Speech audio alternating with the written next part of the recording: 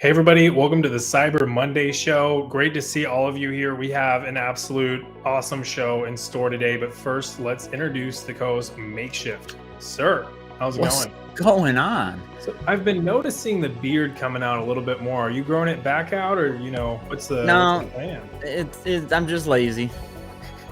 Yeah, it's just a case of like I just wake up, I'm like, I don't feel like shaving today, and it's been like that for about a week now. I feel you. I dare you to go the mustache route. You won't regret it.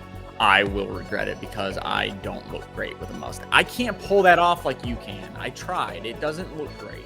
Everyone thinks that until they do it. And then, I think mustaches are so in. It's 2022. We're bringing it. Well, here's the thing. After this show, I'm going to shave this, and I will leave the mustache, and I will send you a picture. And I swear to God, if it finds its way to Twitter, I will track you down. Yeah, okay. I promise it won't be blackmail. My elite hacker skills. Well, tell you what, who is an excellent hacker, we have Dave Kennedy. How about transitions on that one? Yes, sir, how's it going? That. Man, it's like you planned that. Another. Like it's so weird how this is all rehearsed. Like we were talking about the rehearsal before this and everything, and it's just like went flawless. So scripted. Yeah. I mean, like, we just artfully, listed and created. Yeah. It's so good. Well, sir, how's it going? Thank you for jumping on. Very excited to have you. How are you doing? Doing great. Thanks so much for having me on today. Feel super relaxed being on these types of podcasts. I was on Fox Business earlier today, and it's like the whole like craziness that goes into like having to speak to media. And like today, I have a suit top and suit coat I put on, and I just keep my shorts on.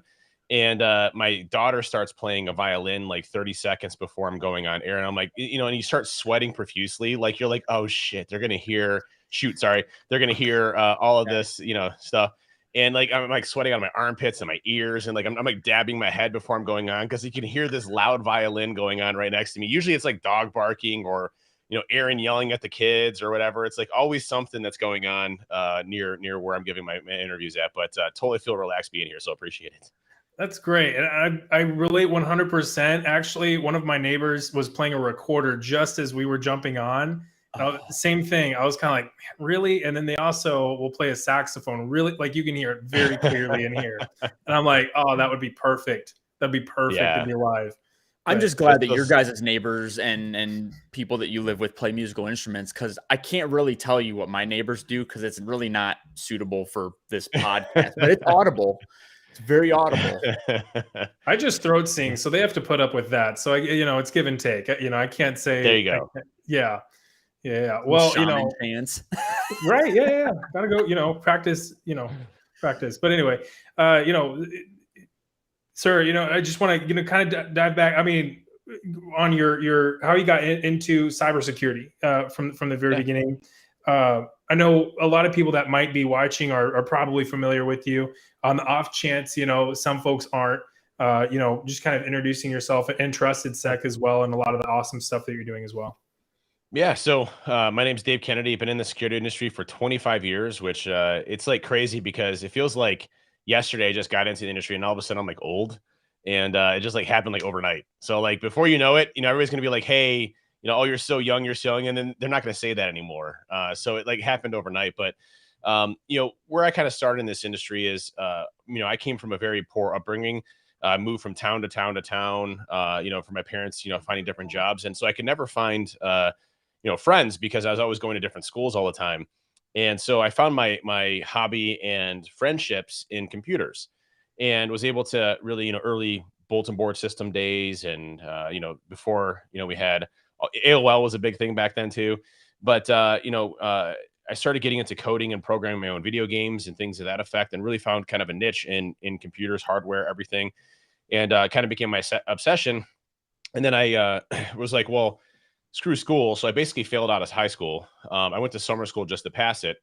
And then I'm like, well, hey, school isn't really my thing, obviously. So I need to figure out something else. Then I'm like, well, I'm going to go and join the military. So sorry for the dogs barking, if you can hear that.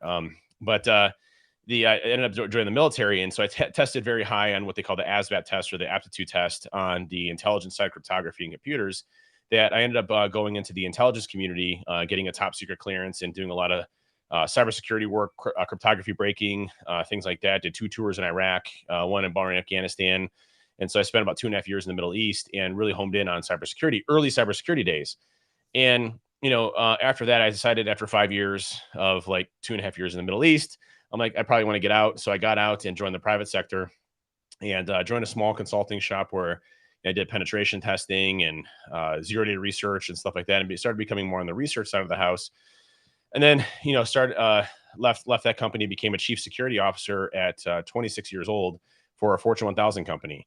I was the youngest chief security officer in Diebold history. So Diebold, the manufacturer of ATMs. I just want to throw it out there that came in after the voting machine issues that happened. Helped build their cybersecurity program. And then eventually decided to start my own 2 companies, TrustedSec and Binary Defense.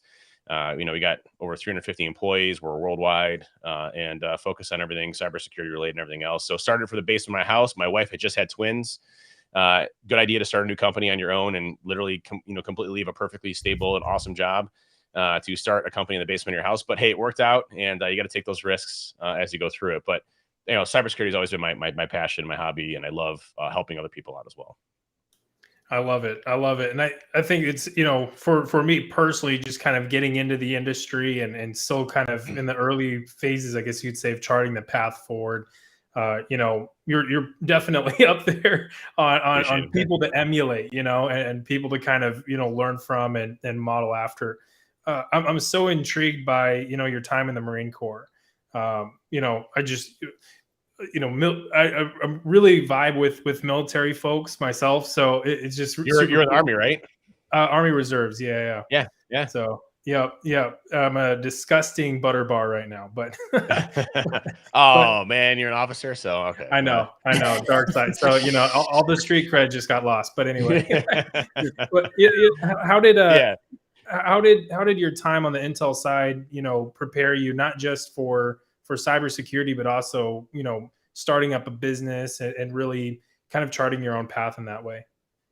The military for me was very much a game changer. For one, giving me confidence, the ability to even speak to people. So, being an introvert, I still am an introvert, but you would never guess it because I can fake it really well.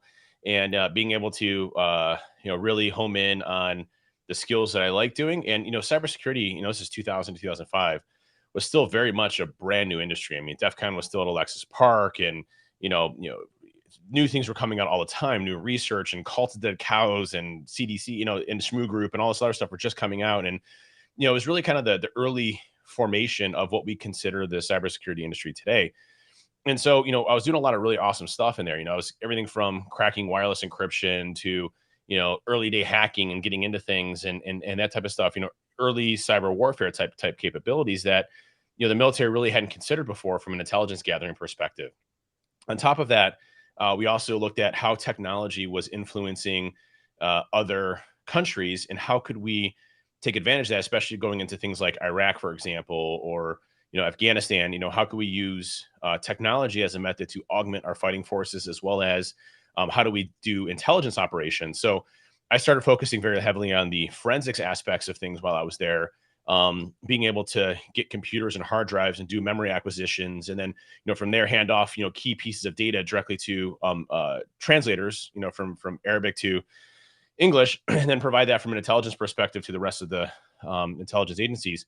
And so, we were really the boots on ground, gathering all the intelligence, for Iraq and what ultimately became, the insurgency there. So, I would be attached to HET teams, human exploitation teams that, special forces that would go into key objective areas, and I'd be attached to those, and they'd go in and do their stuff. And then I'd go in and collect the, intelligence afterwards. And so it was like this first time that technology was really playing a major role in us understanding what the terrorist networks were like, how they're operating, how we could provide that to a lot of troop movements and things to that effect. So it was really a new field that we were kind of part of. And then as soon as I got out of that in the military, directly related right into, what I was doing from a cybersecurity perspective in the private sector. And, penetration testing was a relatively new term in the industry. It just come out and companies were just starting to say, well, hacking is a big thing and we should probably take notice of it. And so I got to do early stage penetration testing, in the very early stages of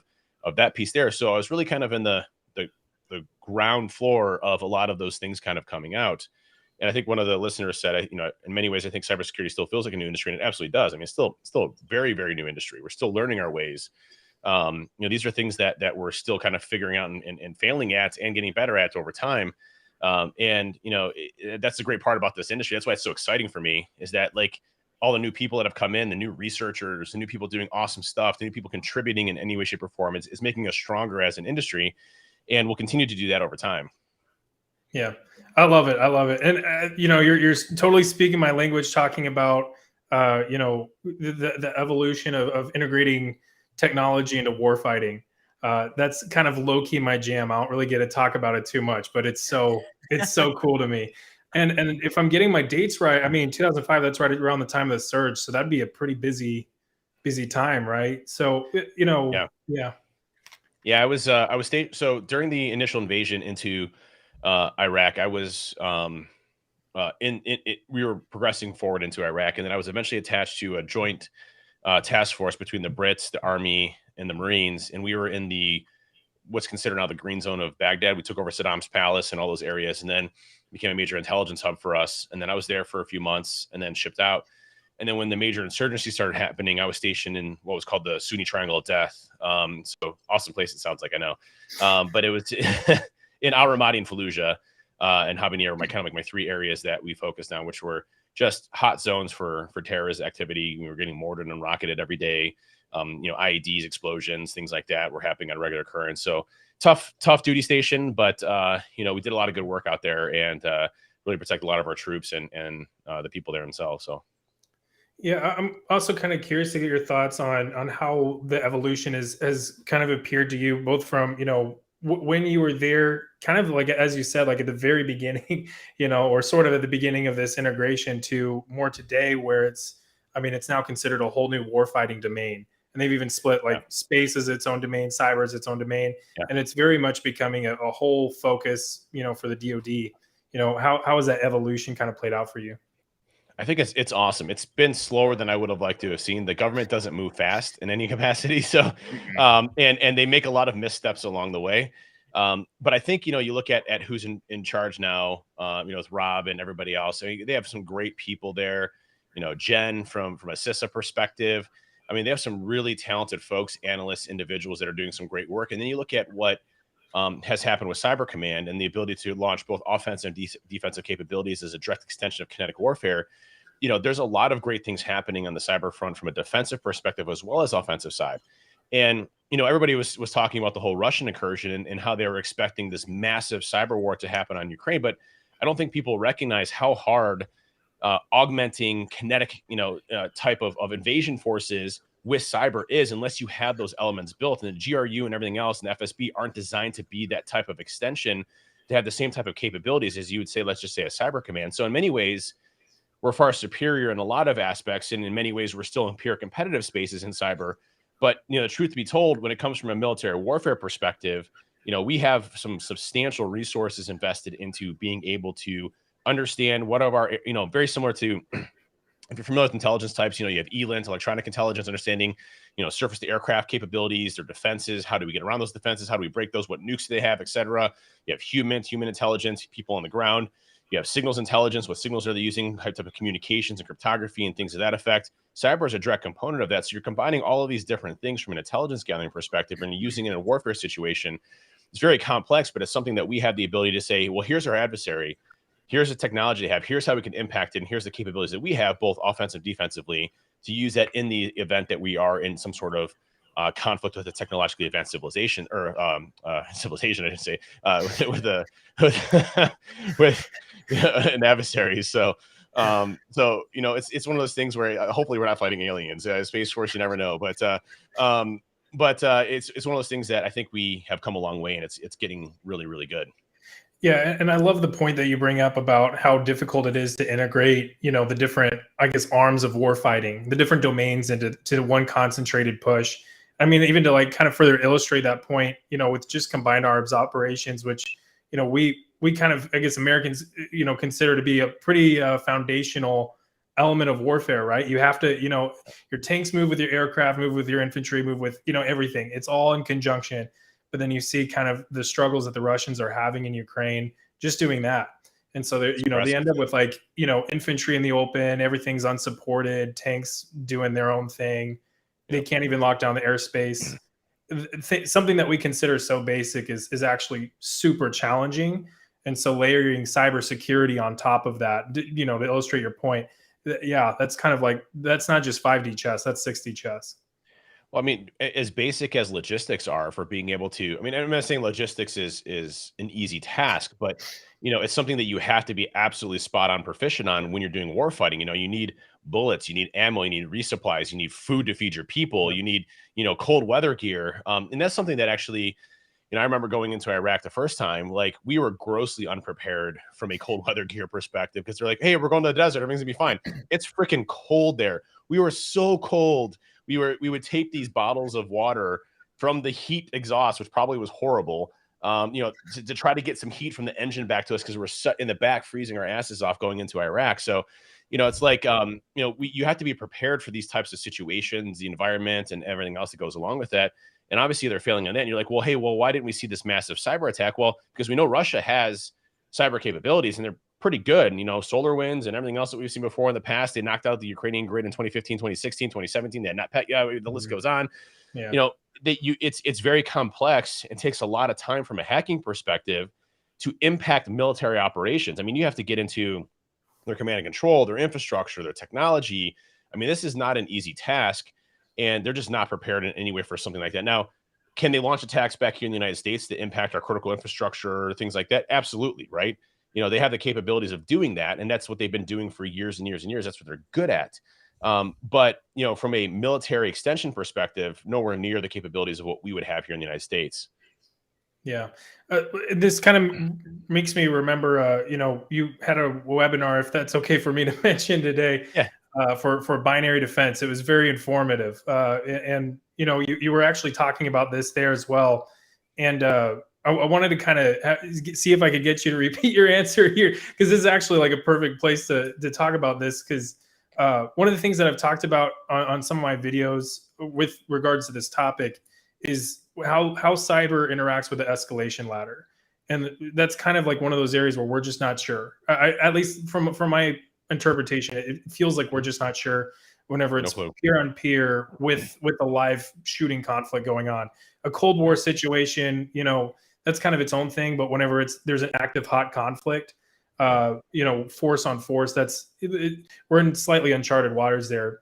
And then of course you get the White House advisory and the CIS advisory of potentially imminent cyber attacks coming. What are your thoughts on how cyber impacts the escalation ladder, and how inherent, if that is inherently escalatory, and what kinds of impacts we would see should there be some sort of a cyber attack? Yeah, you look at what we've done in retaliation to Russia invading Ukraine. Obviously, we have a lot of arsenal. We have weapons that we can provide, defensive weapons that we can provide to monetary values, the funding and food and things to that effect. We have the ability to sanctions, both, story perspective of individuals. That's what 300 lawmakers were under now sanctions. Putin's obviously under sanctions. His close oligarch guys are as well as the SWIFT infrastructure, which I think probably had one of the largest impacts to their financial stability there on Russia. And so Russia perceives that obviously as an attack of the United States going after them from sanctions perspective. So they would look to tell right now. There's been a lot of the Kremlin that they're going to retaliate once the Ukrainian conflict is over. Okay. I don't know when the Ukrainian conflict is ever going to end is the issue. And Russia also probably didn't anticipate the Ukrainian conflict taking this long as well, which is what the indications that we see here. Just recently, they started probing, just got released 5 energy companies, mostly from port scanning, vulnerability analysis, trying to identify what their footprint and presence is out there, probably from a military perspective, right? And so when you start looking at capabilities of Russia and what they want to go after, their whole goal with cyber is to show a sign of force, show that they're retaliating back for their sanctions, and that they're still a strong force in the world community for what they have from a capabilities perspective. So we should definitely be expecting attacks from Russia, especially the United States and its Western allies. I fully think that's going to happen. And when you start looking at what industries would be the higher probability and likelihood, I think lesser is finance, just from the fact that the time investment in finance is going to be a lot larger. And what I mean by that is typically the finance industry spends more on cybersecurity. And I'm not saying spend is a direct equation of how good your cybersecurity program is, but in many cases, it's going to take a lot more investment in the financial sector to have a major impact there. So then you start to say, well, what are the weakest areas? Now, there's some issues that we're seeing right now from a ransomware perspective. Conti is obviously aligned with Russia, and we're seeing a lot of the ransomware groups. So Black Cat, which is basically DarkSide, is also launching attacks here. Black Cat just recently, and it just got released today, CBP released an advisory that got leaked out that the fourth largest logistics and supply chain company in the country was hit by ransomware and completely shut down their logistics from an import and export perspective. Massive catastrophic supply chain issues. So now you're having supply chain issues already. Now you're completely targeting logistics and supply chain, which completely jacks all that up. And then you look at our critical infrastructure and manufacturing sector, which I think you're going to start to see attacks in those key areas of how they can cause a lot more devastating impact in the United States. Gotcha. And to kind of, I guess, tie a bow on this, one of the other big, I guess, blaring alarms with this specific thing, at least to me, was Article 5 and the relationship with Article 5 that cyber attacks have. Jens Stoltenberg, the NATO Secretary General, reiterated this isn't new information. It was like I believe this was an announcement back in like 2017 that cyber attack would invoke it. But what are your thoughts on, I guess, that relationship between, should we see a cyber attack in one of those critical, key areas like logistics or signal, and what would that look like with Article 5? Sorry, I think I'm lagging a bit. I apologize. Oh, no Let worries. let me try bouncing back. Does that work for you guys? Sure. Yeah, that works. No problem. Yeah. Interesting stuff, man. That's why I haven't even been talking, because he's such an interesting person to talk to and just listen to. Like, the dude is just a wealth of knowledge. And I'm sitting here, I'm like, I'm learning stuff as we're going. Like, I'm not a military guy like you guys are. So there's a lot of that stuff like I can't chime in on, but like, yeah, I mean, it's even talking about some of the stuff with Russia and like them, wanting to do a cyber attack on the US and everything. It's like, yeah, man, critical infrastructure, unfortunately, is like one of those things that we just don't have the security measures, surrounding. And it's like, it's just, and even talking about like ransomware groups and everything, it still just blows my mind that ransomware is still as prevalent as it is due to how it spreads. Because I could see that it's totally going to continue to proliferate, because I think, we've certainly seen in recent years and last year especially how profitable it can be. So more and more groups are going to want to just take that business model and use it for themselves. Wow. But it's like, so you look at, a lot of the reason why ransomware spreads is due to like phishing emails. And you get these people that click on these links, or they open up, files that have macros or whatever in them. And it's like we do the training, but it still just doesn't seem like it's working. And you constantly keep telling people like, hey, don't click on these emails. Like, and it still just isn't working. So it's like, I almost kind of want to ask, you and anybody watching this or whatever, like, what are some other ways that we can like get the point across to people? Like, and this is kind of excluding some of the more sophisticated emails and everything that we'll see, but like, how do you get across to people, like, treat every single email that comes into your inbox as if it is a phishing, and getting people that work at your job or whatever, expressing to them like, cybersecurity is just as part of my job as it is yours. You're even more on the front line than I am. You have to be, vigilant in checking these, hovering over, you're obviously not going to be checking email headers and everything, but it's it's doing stuff like that and maintaining a certain level of vigilance and just being aware.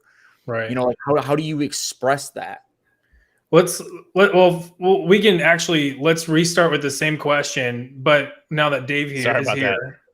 No problem. No problem. Glad to have you back. Someone commented earlier that Lapsus got you. So, glad to see they didn't I made the joke to our head of IR earlier that if you name Lapsus 3 times, they magically appear and hack you. So it's like the Candyman of hackers. So that's funny. I saw just before we got on here a Bloomberg article that they might have found one of the masterminds, which is interesting, but I guess TBD on that story. But if you're watching this, those of you in the chat, might be something to look into. Well, and I think somebody, and just a real quick comment on that, like, it's saying, a teen is suspected of 16-year-old out some of the major basement. hacks. Yeah. And I don't know if it was you or if it was somebody else on Twitter, but it's like, even if it was an infant child that is behind Lapsus, they are still bypassing your security measures. Yeah. It doesn't matter what age they are. You need to. By the way, of Microsoft, of Okta, of LG, some of the biggest companies out there. Big companies here. Yeah. Vodafone, like all these big, companies that are worth billions of dollars that have all the money to throw at beefing up their security. And it's like, in this group or people or whatever are bypassing that. They are getting around that somehow. Doesn't matter in age. Well, and I like how people were like, oh, it's just LOLSec 2.0. I mean, like, well, it doesn't matter if it's LOLSec 2.0. Gosh. It's like, these are people hacking, and they had some heavy success with it. And you know what? They're hitting in a very interesting spot that's kind of in between where we do detection at. They're hitting our cloud portals, they're hitting, session writing, they're doing things that are pretty much going underneath the radar that security programs aren't really designed to handle, very similar to what we saw with supply chain attacks. It's like, how do you detect supply chain attacks? Well, shit, you don't, until it's too late, so it's one of those things where, like, security has a long way to grow and to expand into before we can even look at these other things. I mean, you talk about cloud visibility, you get laughed at in most organizations because it's like, well, I mean, Microsoft's doing it for us, we're good, so we got a long ways to go before that's the case. Yeah. I don't know why this analogy just popped into my head, but I'm sure you can resonate this whenever you do those ruck marches, how you get that slinky effect, how like the front of the formation like gets way ahead, the back gets way back, and then you condense it back. I feel like, maybe we'll have that with cybersecurity, where we're talking about really advanced solutions whenever there's a lot of people that can use basic training, and we'll take some time and tighten it up a little, and it'll just kind of keep happening again. Yeah. I don't know. And this actually ties into a question that Make was asking whenever we got you back on what how I guess we might be failing to do training. Because certainly people can be the greatest liability, but they can also be the greatest strength. And it's that much of a variable, based on what you've seen, kind of working with other companies and that kind of thing. Like what are some things that companies do that is very effective with training that leads to good results, and what are some ways that do not lead to good results? Well, I think some companies. Oh no, did we lose him? Dang you, Lapsus. Sorry, guys. What's going on my internet, dude? I literally have fiber, 1 gig, 1 up business to my house as a business expense, and like I never have issues. Lapsus got me. Violin. Sorry. It's the violin. See, we started talking about Russia, and they just were like, forget the United States government. We're going after Dave Kennedy. Yeah. All right. Hey, keep talking. I'm going to try one more thing really quick. I'll be right back. All right. I'm sorry. Okay. One more thing. Yeah. No, but to Mike Thompson's point too, so you never want to neglect or have insider threat outside of your threat landscape or anything. But how do you prevent that? Like, the only thing that I can think of, maybe partially. Well, I said like off the cuff employee satisfaction, then I realized that's an imperfect solution. No, but it is, but in the same vein, it's like it's kind of like that's kind of what you have to do, because it's like, if you piss off your employees, and obviously this is to a certain extent, you know, like you can't be like, oh, well, you work at Burger King, so we're going to pay you $20 an hour just so you don't hack us. Like, you're not going to do that, but you kind of, there is a level of satisfaction, I believe, that you have to have, because if you have a disgruntled employee and they get pissed off because, you know, oh, you decided that you weren't going to give them a good enough raise and they're busting their ass or whatever, like, like how do you, I don't know how you prevent it against anything like that. Yeah. So, by the way, I think I'm good now. It sounds best. So. Yeah. Looking better than you have so far, so that's good. I even bumped up my video quality because I'm feeling confident here, so I think we're good. But I literally think it was my kids eating up my bandwidth. Like, they got home from baseball practice, I could hear them, and all of a sudden my internet just dies. So I'm pretty sure. Wow.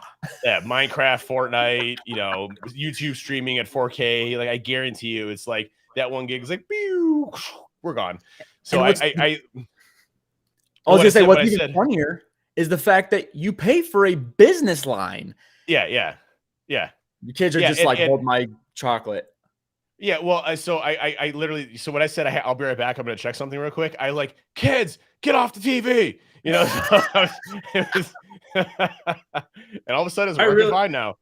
So I'm starting to really feel for my dad, because like where we grew up, it was not good Wi-Fi, and boy did my brother and I eat up that Wi-Fi while he was working. So yeah, it wouldn't have made much of a difference. Like, let's be real, the Wi-Fi stunk. But still, I was partially responsible for this same anxiety he probably felt back then. So yeah, well, I think we're good now. So, but I mean, back onto the whole Lapsus thing, you know, it's interesting. If it is a 16-year-old kid, it just shows you how abysmal security really is. And what's interesting is you look at like these organized crime groups, like you look at Conti, for example, and you look at what Conti is able to do, and they have their own research and development team. They're buying, you know, third-party products through shell companies. I mean, like, how does a company that barely knows how to enable multi-factor authentication on Microsoft 365 survive attack against that type of group? They can't.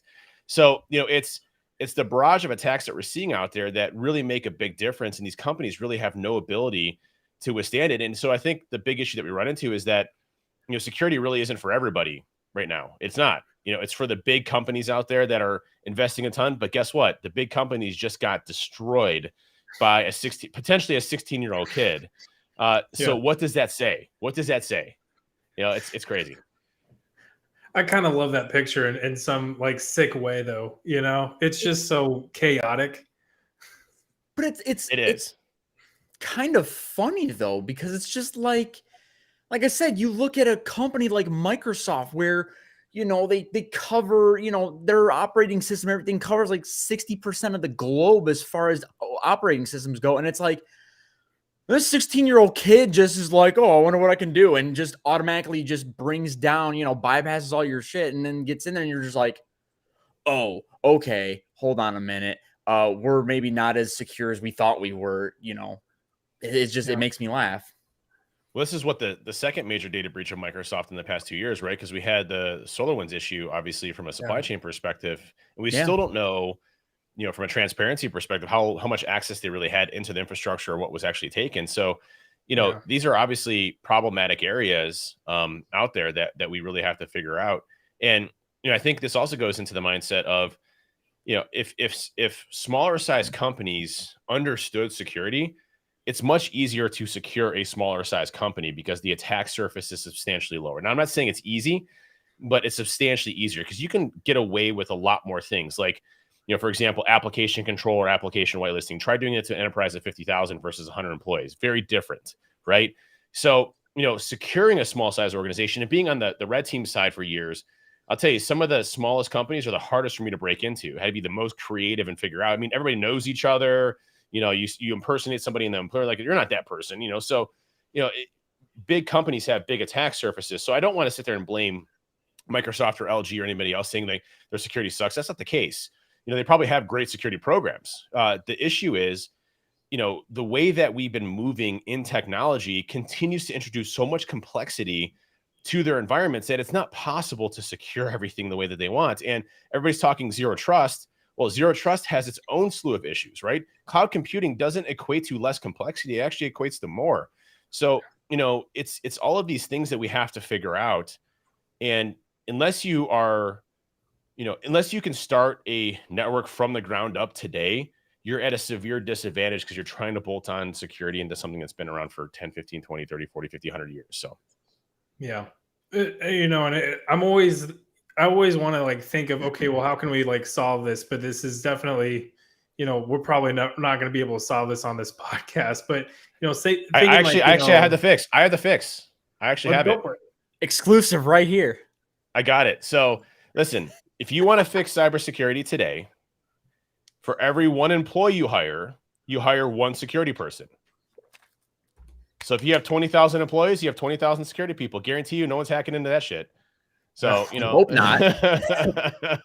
Just wait, you know, it's going to be another 16-year-old kid. Yeah. That's right. That a 60-year-old kid breaks into a 20,000 strong, you know, IT security. Like, all right, listen, I got no more ideas. I'm out. You know, like, is it, well, and I guess just to kind of like, you know, dig into it a little bit, is it really, well, I guess say that simple, but also like that much of a commitment, both from, you know, the human resource perspective and also financially, or, you know, is there some kind of in between where a company isn't basically, you know, half whatever they set out to be and half cybersecurity company?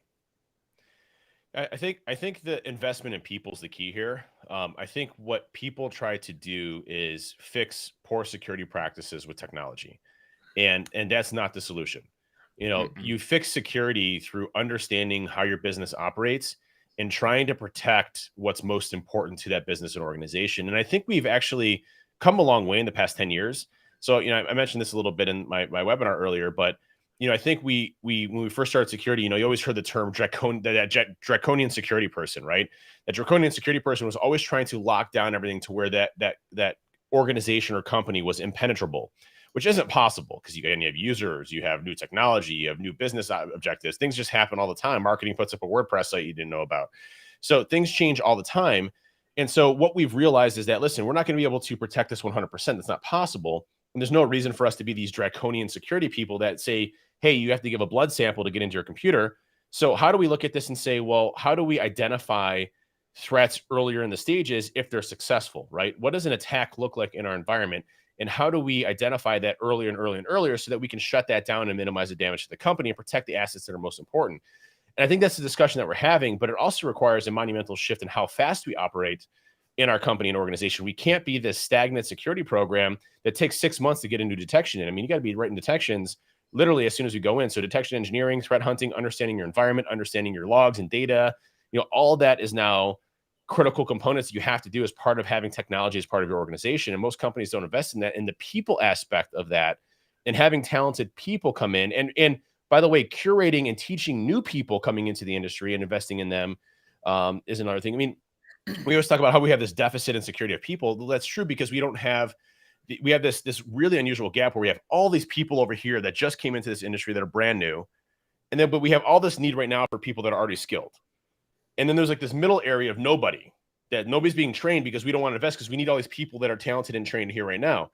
So we need to invest in bringing all these folks in to get better people, which will also balance this market out a little bit. I mean, you look at these salaries that are happening. I mean, they're jumping up, 20, 30, 40, 50% a year, and that's not normal in an industry. And so even commercial, organizations can't handle that from an HR perspective. So it's created this really unusual industry that we have where you have a lot of resources that want to join and help the fight, but don't have the ability to get trained in the right way to go and do it. And a lot of these cybersecurity programs in colleges are terrible. Like, I mean, they don't even know fundamentals of Linux. I mean, it's like, it's crazy, That was actually something that I don't know if I had talked about it on this podcast or not, but we talked about it like to start last week. Actually, we were talking about the university programs. Yeah.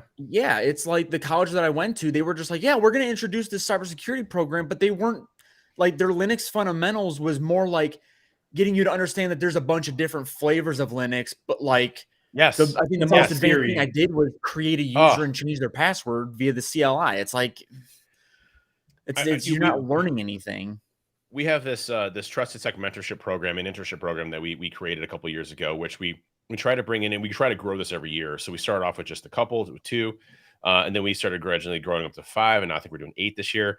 So we're trying to move people, and by the way, try to hire every single one of them. And it's a year-long training event where we basically have people that mentor them and put them on live engagements and teach them everything that's going on. And what's interesting when we start to go through this, we put this posting up for 5 positions.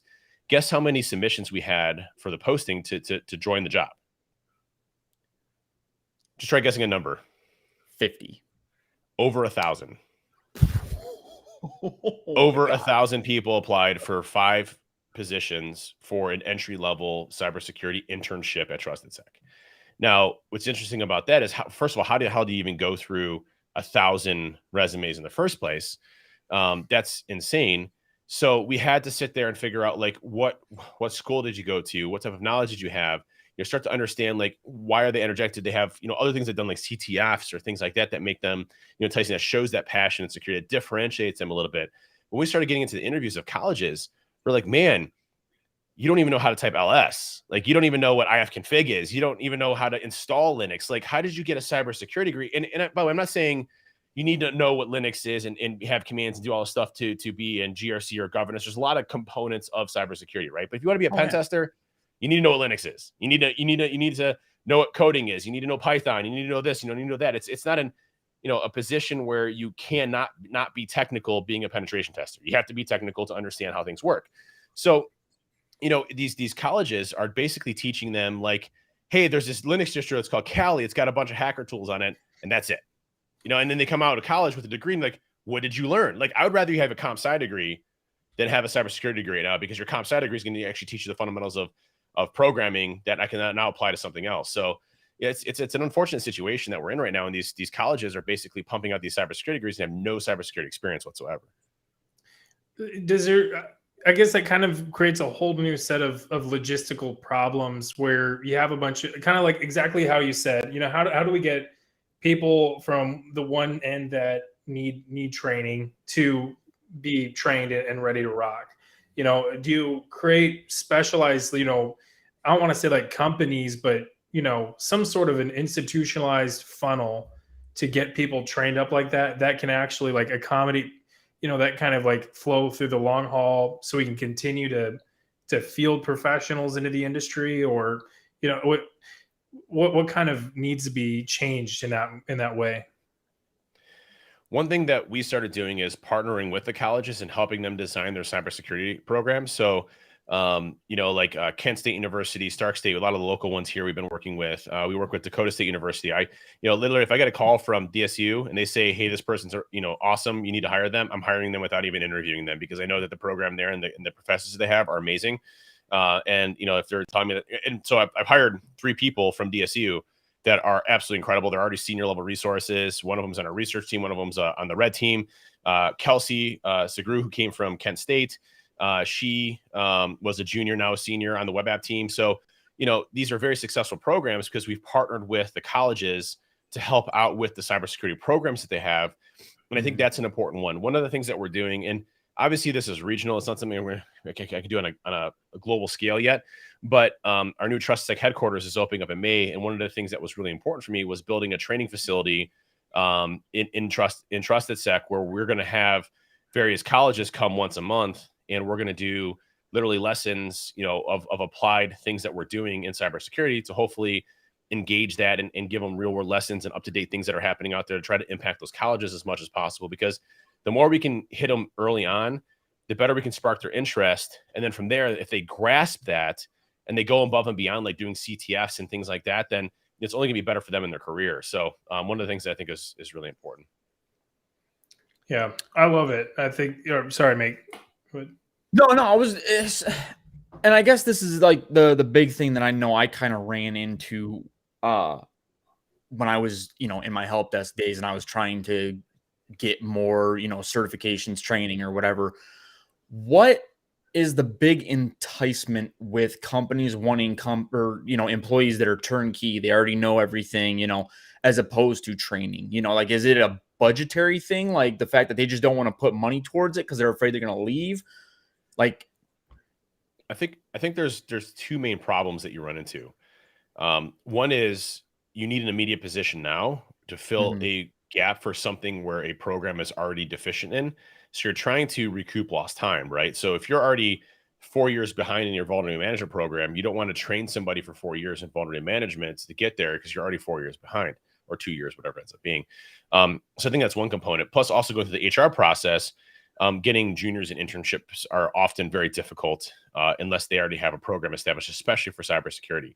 So you almost have to foster that type of interest. And there's some companies that do that very well, foster internship and paid juniorship, internship programs to get folks coming in and then eventually teach them. The big issue they run into is longevity of those employees. So the issue is when they come in and let's just say they're a paid intern and they're getting paid, I'm just going to throw a number out there, $40,000. I don't know what that is, but I mean, so they're getting paid $40,000. If you get 2 years of cybersecurity experience, you can expect an $80,000 job, right away because of how in demand a 2-year person trained in the fundamentals is. So, for a person to go from $40,000 to $80,000 in a corporate environment that quick in 2 years isn't going to happen from an HR perspective. So maintaining talent in those types of corporations becomes a major problem. Now, it's less of an issue for us at like TrustedSec because we course correct very quickly salary and compensation when they work out. So, we're able to adjust that curve very quickly because we're in this space. We're, a smaller size company. We can do that. Whereas, these corporate environments have a much more difficult time with that process. Would you say, you mentioned earlier that, larger companies just also can, they're able to afford more cybersecurity folks and, they're able to foot that bill. Would you say that this also creates a bit of a problem for smaller companies that, where it is actually easier for them to secure themselves, but they actually can't, afford to pay the salary for even a 2-year experienced cybersecurity professional? Absolutely. And that's why you see most companies that are smaller in nature have a dedicated IT person that does security, which is not doing security, doesn't know anything about security, So, that's the other issue is that, there's such a high demand for talented and skilled folks that, having somebody that goes to a small, to medium-sized business is almost unheard of because they're getting soaked up by all the big companies. So it's like this vicious cycle that we're running into in cybersecurity. And, it's gonna require us to really focus on training this new next generation of individuals, bring them in, balance the workflow a little bit more so that it's a normal profession making normal pay. And then from there, I think, I'm saying, by the way, I'm not saying we should cut people's salaries or lower the salary ranges. People are, I hope everybody does awesome and makes a ton of money and is super happy and, whatever they want to do, get out of life. But, normalize this field a little bit more so that we have the appropriate resources and we have the ability to give more jobs to more people and really, curve this thing of the people aspect of technology, because you see these companies that are out there, they're like, hey, if you buy our product, it's going to fix all of your security issues, which is total hogwash, right? It's nothing else. You're putting a Band-Aid over, a missing limb. So, it's one of those things where we really have to get better at companies understanding that technology isn't the solve for their problem. Placing technology on top of technology is not their solution. And again, I'm not saying you shouldn't have the right products and technology to help augment that, but you need people to staff it. So it's just that dilemma that we have to get this industry right. Yeah, I think that this feeds into kind of an interesting direction with mental health, where you have I say limited, the cybersecurity folks that are in that, not only is the demand on them pretty high, but the work demand on them is also pretty high. And then, all the folks that are trying to get in that, they're probably already working a job, trying to also train up, not necessarily getting a lot of time for themselves. And that, of course, leads to We Hack Health, which I'm a fan of big time. How has that helped with? Well, okay, let me back up. I'm I'm putting this question together in my head in real time. Right. How has that, helped for you with mental health and kind of detox, or I say detoxing, decompressing from the day and all the work going on, and how can things like that, things like exercise and just really just in general doing something non-security, right? We'll just put it that way. How can that really help people deal with that mental health issue that can certainly come up?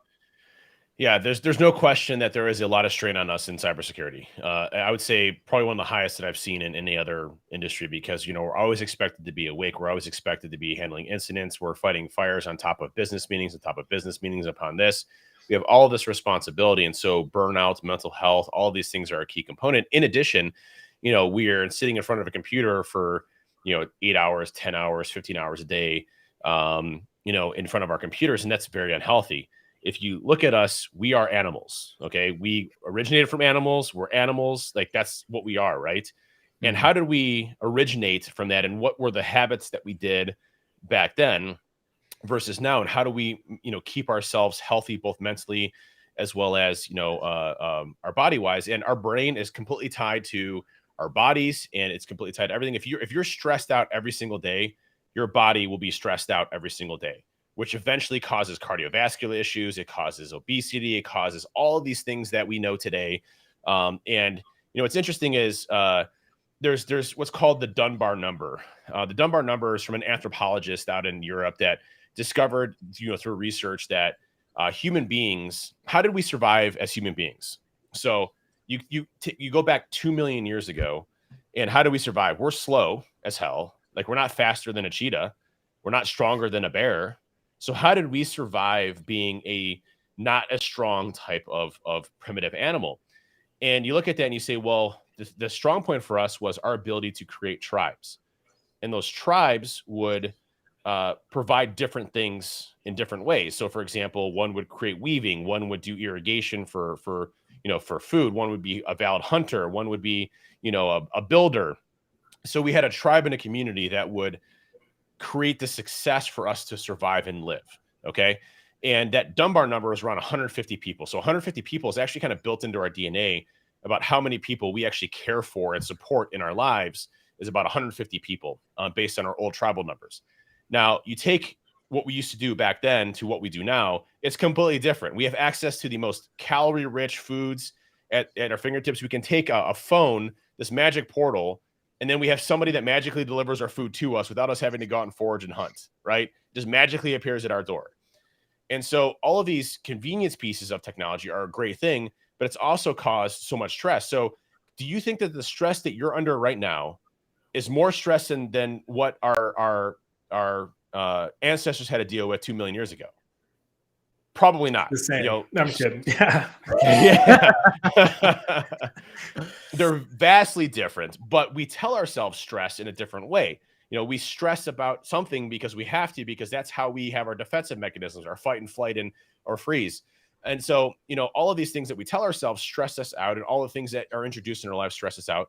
So we have to have the ability to not stress. So a good example is our phones. If we're sitting in front of our phones for 20 hours a day or 8 hours a day or 12 hours a day, we're continuously hitting stressors, the news, Ukraine war, I have an email that I have to check right now. I have to do this. I have to do that. I have to do this. All these stressors, we have no time to turn ourselves off. So it's continual taxing on our body from a stress perspective. So I think, we have to look in cybersecurity on what our mental health is. And we have to dedicate time to us. You have to detach yourself from your job, from your work, spend time with your family, spend time with yourself. And whether that's going out for a walk or doing something, interesting enough, there was a statistic that came out in 2019 that looked at what does steps do for you actually from a health perspective. And what they found is that if you just did 7,000 steps a day, not 10,000, 7,000 steps a day, your mortality rate dropped by 57%. Okay. Wow. Just by moving for 7,000 steps a day, 57%. Okay. Wow. So just doing basic things to get out there to get 7,000 steps. You know what the national average is for steps? 3,000 a day. That's on a good note. So, we're not even moving around as human beings and actually addressing, our mental health aspects. And, if our body isn't healthy, our mind isn't healthy. If our mind isn't healthy, our body isn't healthy. So it's such an important thing for us to get out there and do things. And honestly, I'm speaking from experience because I was obese. I was 317 pounds, morbidly obese. I had heart issues. I had heart surgery to correct, obesity. Well, the reason I had the heart issue was because I was obese. And my doctor said to me, "Hey, dude, you're 24 years old. I think it was 25 years old. Sorry, 25 years old. If you don't get your weight under control, you're not going to be there for your kids." And that's when I had this rude awakening, like, oh crap, if I need to be here for my kids, I need to take time for myself, because all I did was hack, stress, eat, computer. And if you let that get out of control, it will consume your life and you're going to die young. I mean, it's just going to be expected. Your longevity is going to be very, very low. So we have to take care of ourselves. We have to take care of our bodies, and just even getting outside and getting 7,000 steps a day is an incredible feat. Do it. Those things will have a drastic impact in your overall health and your mental clarity. If you want to be a good hacker, you want to be the best hacker in the world. Listen, if your mind isn't there, your body isn't there, none of those are going to work well. You're not going to be the best hacker you could possibly be. Well, I think this actually answers a question that, Parker Dodd asked on what are your thoughts on standing and sitting or standing desks. And I didn't even know treadmill desks were a thing. That's what I ended up asking them. I didn't even know they were either. Yeah. So I have a standing desk. Love it. You actually burn more calories standing up than down. And it's also better from a posture perspective. So the general rule of thumb is sit for 30 minutes, stand for 30 minutes, sit for 30 minutes, stand for 30 minutes. I stand the entire time. I just prefer it. And then they make these small, low profile treadmills, and I can't show you. I'd probably pull my back out trying to get up here. But there's these really thin treadmills that fold underneath your desk, and you just come out and oftentimes I'm on the computer, I'm just walking and I'm doing things. I don't do it like when I'm on like a podcast or anything like that, but like if I'm just getting emails and stuff like that, I get my steps in doing it that way. I'm just walking and everything's perfectly fine. So it works really, really well. They also make bikes, like these small little profile, bikes that you can do while you're in there. So, I mean, there's a lot of things you can do while you're working to get some sort of activity in, while you're sitting in front of your computer. But even just like at lunch, taking a break, go get an hour walk. Perfect. Or a half-hour walk. Perfect. Those are great things to do to move yourself and move your body. I feel like that would be a great, how some companies will offer like gear to have issued and sent to you if you're working from home for like your home office. I feel like those kinds of things would be great to have like included as options. I was literally going to ask that same question. I was like, why don't more companies maybe start offering that? Sure, swag's nice and everything, but I mean, if you're going to send me something that's going to increase the longevity of my life, swag takes a back seat. So I love swag. Swag has a big heart to me, but also awesome equipment is cool as well, right? I mean, we give our folks, the best computers and everything. Why not give them the tools to also, stay healthy as well? So I think that's really important. Yeah, I love it. Well, if it's all right, if you want to hang for like just a few more minutes, then we can see if people in the chat have any questions. So if you're watching in the chat, let us know, put it in the comment section, and we will be sure to answer it. We were talking about the Browns earlier. We're not going to talk about the same specific thread that we were talking about, but and you mentioned that you're a huge Cavs fan, big on basketball. I don't really watch basketball too much, so I'm totally unfamiliar with everything is going on. Why is it that the Lakers are always going to win? They're never going to lose. They're always going to get to the NBA championship and just sweep, no matter who they're going up against.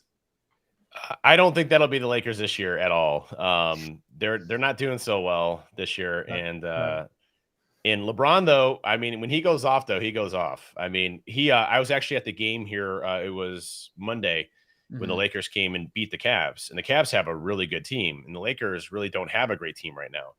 And LeBron just went off, and I mean, watching him go off, I mean, he's still the greatest player ever. I mean, I don't know about ever. I mean, I'm still like MJ then LeBron. I kind of go back and forth, on the two. Like I'm like era based, I guess. But anyways, you never count LeBron out. Like you never count LeBron and his ability just to go insane and go crazy and go off. And, I think that's the biggest thing is that, Lakers obviously draw a huge crowd because of it's LA. You usually have some great talent there and everything else. LeBron, though, it's tough for him to assemble super teams, and for them to all work together. We had the same issue in Cleveland. We had Kyrie and Kevin Love, and yes, we won one championship, but you would expect that team we would have won like 10 in a row. But obviously, Golden State Warriors was just incredible. I mean, and they weren't, they didn't start off as a team of superstars. They were just, all just really good shooters. And all of a sudden, now you have one of the best 3-point shooters of all time. Well, the best 3-point shooter of all time, Steph Curry, and then you have Klay Thompson, which is probably arguably the second best 3-point shooter of all time. It just happened to all work together. So that's why I think basketball is great. Is it just changes all the time. And the Cavs weren't supposed to be good. They're supposed to be in last place, and we're easily making it to the playoffs this year, and I think it's the cool part about basketball. So I feel like that very easily summarizes why I love football. Same reason is just because it's every season crazy things happen, like one season. Yeah, exact same. I love it. We do have a few questions here. First being, does TrustedSec, have UK offices? So when you define offices, there's a book that I have. I don't know if I have it right here. I might not have it. It's called Remote, which is for me, I love a remote company where I can hire anybody from any location because you're pulling from a talent pool that isn't just Midwest Cleveland, Ohio. Believe it or not, Cleveland, Ohio isn't the center of cybersecurity. And so, being able to pull from all different locations is really important. So when you say offices, we don't have an office in UK, but we have a number of UK employees. So our only office is technically going to be our new headquarters in Fair Lawn, Ohio, which you've never heard of Fair Lawn before. It's like literally in the middle of nowhere. But it's one of those things where, we want a place, where all of our local folks can come to and hang out and have a good time with it and have a great culture. But at the end of the day, we hire remote all the time. And all of our folks, I would say 80% of our workforce is remote, work from home, those types of things that we really appreciate. And so, yes, we have folks in the UK, so we can hire in the UK and all that good stuff. I love it. We have a next question from Charles White. What is the best way for a new entrant to go from zero to hero without spending money on courses? I think there's a lot of, what's great about the cybersecurity industry that we never had before was the amount of information and courses that are free, the amount of information that is available out there for you to be able to learn. And to me, it's making cybersecurity your hobby, especially early on, to make it kind of your obsession. I think that's maybe the wrong way of putting it, but that's the way I look at it. Is cybersecurity was my obsession. I would go to sleep thinking of cybersecurity. I'd wake up thinking about cybersecurity. I'd come home doing cybersecurity. And I'm not saying cybersecurity should be your life because, you need time for your life and your family and everything else. But if you want to be excellent at your profession, you have to learn very quickly and you have to build your skills up very quickly. And here's the thing, cybersecurity is for everybody. I'm not super smart or smarter than anybody else. I just spent a lot of time researching things and a lot of frustration and pain and agony and thinking I'm the stupidest person in the world to eventually overcoming and understanding a specific topic. And then from there, growing it. So I think doing capture the flags, doing CTFs, any type of thing that you can do from a study perspective, building your own labs, just understanding how this industry works and what you can do to specialize in. And that's the last thing I'll say on the specialization front is find your niche that you like, whether that's web application security or mobile apps or incident response or threat hunting or, penetration testing, all those things are different art forms essentially in our own profession. Finding what you like to do and homing in on that, but also having a good breadth and understanding of the others will make you very successful in this industry. And I'll be perfectly honest with you. You do those things, you will be successful in this industry. Guarantee it. Guarantee it. I love it. Next question is from Parker again. What is your go-to meal prep for lunch or lunch? Good question. So I use a delivery service called Tabala. It's actually an interesting story how I came to it. I've been doing these prepackaged meals and I just got super tired of them. They all come prepackaged and you're getting the same things over and over again. And they weren't that great and the portion sizes weren't great. And I was going on CNBC for one of the shows. And the CEO of Tabala was on there. We just started talking. I'm like, man, I hate this is all in plastic. And he's like, oh, I actually run this company that does this. And I end up falling in love with it. It's they send you a oven. It's a steam oven, and it's got a QR code on it. I know that QR codes trigger the hell out of the InfoSec community, so I apologize. Whatever. So mad. But what happens is you get these prepackaged meals that are never frozen, so the meat, everything else comes, and it's like 4 minutes of prep time, if that. It's like 2 minutes of prep time. You literally put the things together, you add your spices, and then you pop it in there and you scan the QR code and it cooks it for you. And 14 minutes later, you have your meal. And they're great from a calorie content perspective. It has an app, you can track it, your food and selections and everything else. So I do a lot of that for my day-to-day eating. My calorie counts are usually between the 300 to 600 range of calories, and they're usually heavy protein centric. So that's kind of what I do for my lunches themselves. And then, I have a rice cooker for chicken and rice that I'll typically do at dinner if I'm looking for that. But Tavala is something I heavily recommend, and they're reasonably priced as well. It's not super crazy from you look at how much you spend on food a week. It's very reasonably priced in that same price range. Fantastic. I'm into it. I have no ties to Tavala, by the way. I don't have any stock in them or anything else. So Yeah. We're gonna need to get that sponsorship hookup soon. I'm just kidding. Yeah. Next from Mike Thompson, would you be interested in another Beer Farmers event? As long as it's remote, I'd be really happy to do it. One of the things that I will say that COVID has taught me is being here for my family. And one of the things that I definitely sacrificed early on, especially having a new company, everything else, was being away from my family. I traveled probably 70% of the time, whether it was conferences or trade shows or events or meeting board members. I was always gone. And my wife is incredible. And what I realized, coming out from COVID, is that it's not necessary for me to be gone like that. And so I don't do many conferences anymore. If it's remote, I have no problem doing it or helping out. But I have really cut back on my travel. And my goal is to only do 3 or 4 conferences in person a year. And that will be it for me. And I'm done. I put my time in, put my time away from my family. I'm coaching all my kids' AAU teams for basketball. I'm heavily involved in their lives. And luckily I didn't miss it. If COVID didn't happen, I easily would have missed it. And that's one thing that, again, obviously COVID, horrible situation, never want it to happen, but it put things into perspective for me as a family. So, hey, be happy to hop on Beer Farmers as long as it's a remote event. Fantastic. Next one, and we're getting close to the end, so sorry to kind of blitz you here.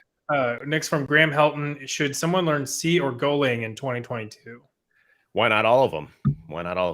So I like all programming languages have their own purpose. Golang is obviously great from a quick computational perspective. C, lower level programming language, and getting down to the ins and outs of operating systems.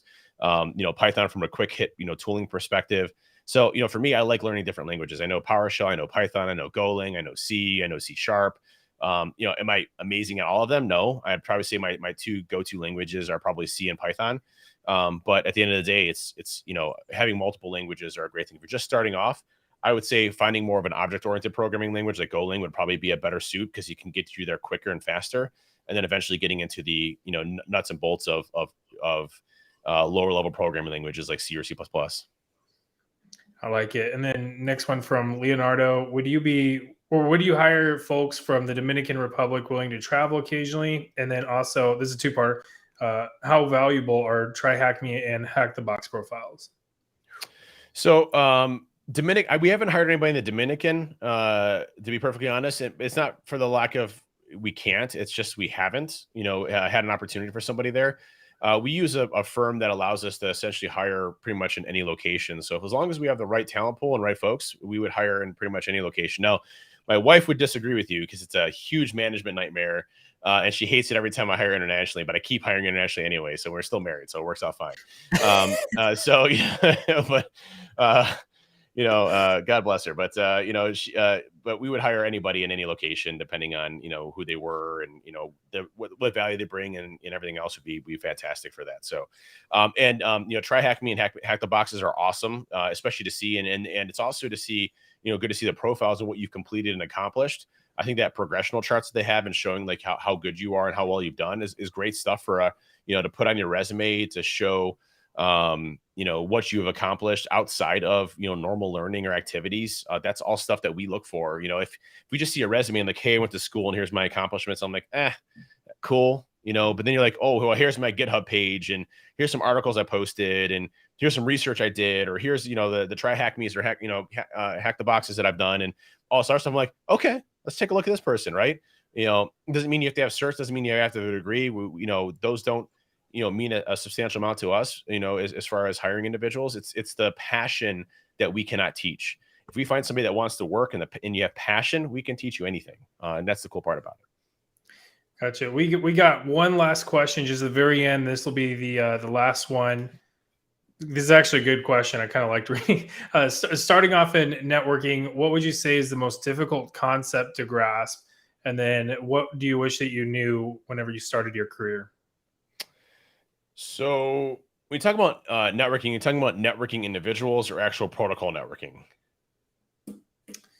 Hope the comment. I'm gonna go out on a limb and say like protocol networking. That's what I was figuring, but I didn't know if it was like networking with individuals. Oh, SIMOD. Okay, there we go. Yeah. So getting down to the actual protocol analysis stuff was probably the hardest thing for me to learn. So understanding RFCs and being able to take an RFC and apply that to specific, protocols that are happening, and understanding how I can use those in some way, shape, or form so that you could abuse them in some way. So packet sniffing and being able to reassemble protocols and actually create your own protocols and create your own way of manipulating those protocols. Like a lot of the early exploits around SMB and RPC, you actually had to create your own SMB and RPC protocol essentially, and then patch those to get those exploits to actively work. I remember I did a trampoline attack a number of years ago, and it was just one of those mind-blowing things that took me a lot of complexity. So I think protocol analysis and the networking level is big. Things like obviously IP addresses, communications, and different types of ways of communicating are always complex in many cases when you start getting into larger size networks and routing protocols and things like that. I honestly probably wouldn't be able to do subnetting by hand anymore, as far as like being able to like map out the bits and everything to be able to create those. I'd need a subnet calculator, to be perfectly honest with you. It's been so long, but I used to be able to do that. I think protocol analysis is probably my biggest thing there. And then what do you wish you knew when you started this career? I always get asked the question, like, what would you do differently? And I honestly wouldn't do anything differently, because I've learned from my mistakes that I made, and I made myself better because of it. So, what do I wish I knew when you started this career? I failed out of high school. I came from a poor family. I moved from place to place to place. I'm not saying I had a bad life. I had three loving parents. When my dad said I got remarried. So I had a great life as far as parents were concerned.